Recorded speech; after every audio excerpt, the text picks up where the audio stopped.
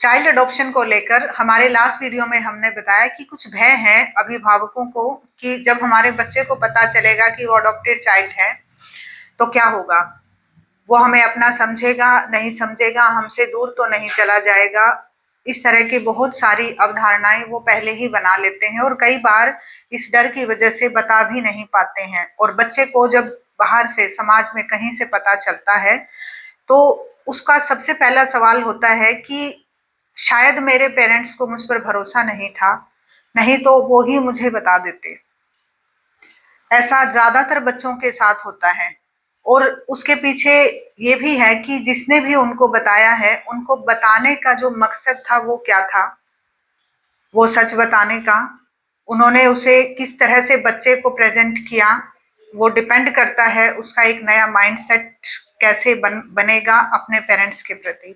और यही वो भय वाला पॉइंट था जहां पर पेरेंट्स डरे रहते थे कि जब बाहर से पता चलेगा। अब बच्चे को कब बताएं, कैसे बताएं और क्यों बताएं? बताना जरूरी है, बहुत जरूरी है। किसी को भी अपनी आइडेंटिटी का पता होना चाहिए, इसलिए ये सबसे पहले क्लियर करें कि बताना जरूरी है और आप ही बताएं। अभिभावक, पेरेंट्स, गार्जियंस ही बताएं जो उन बच्चों को लेकर आए हैं। कब बताएं? जब बच्चा अपनी आइडेंटिटी को एक्सप्लोर कर रहा होता है तब बताएं। जब वो मैच्योर हो रहा होता है और जब वो समाज में रिश्तों को समझना शुरू करता है तब बताएं। और ये समय है 12 से 15 साल की एज तक का। अब जब हम उनको बताएं तो किन किन सावधानियों को ध्यान में रखें, क्या क्या प्रिकॉशन लें या क्या क्या ऐसे फैक्ट्स हैं जिनको हम समझें। बच्चे का माइंडसेट समझते हुए बताना है, बच्चे का रेडीनेस ऑफ माइंड समझना है, ये भी समझना है कि बच्चे के मन में कुछ सवाल हैं या नहीं है। अगर सवाल इस उम्र से पहले आ जाते हैं तो पहले भी बताना ज्यादा सही रहेगा। इसीलिए रेडीनेस ऑफ माइंड। अगर उसके सवाल आ रहे हैं 8, 9, 10 साल की उम्र में और जैसे मैंने कहा आप 12 से 15 की उम्र में बताएं तो आप ये ना सोचें, तब भी बता सकते हैं।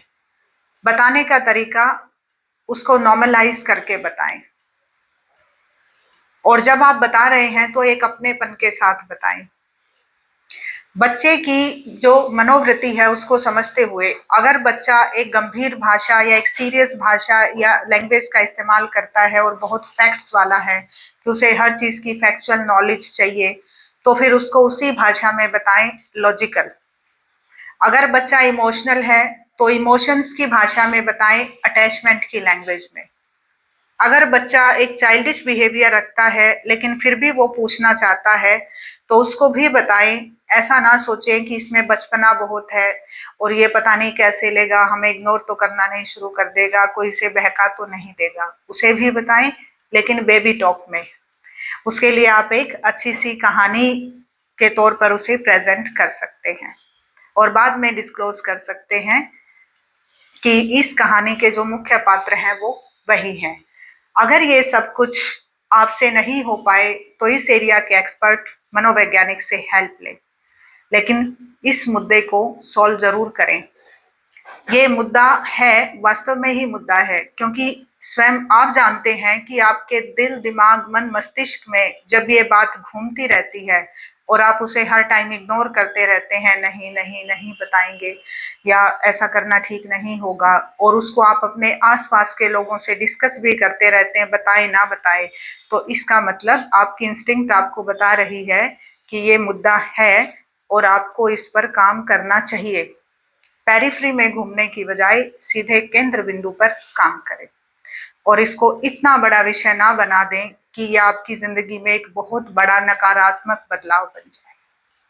इस वीडियो को लास्ट तक देखने के लिए धन्यवाद। लाइक, शेयर एंड सब्सक्राइब कीजिएगा।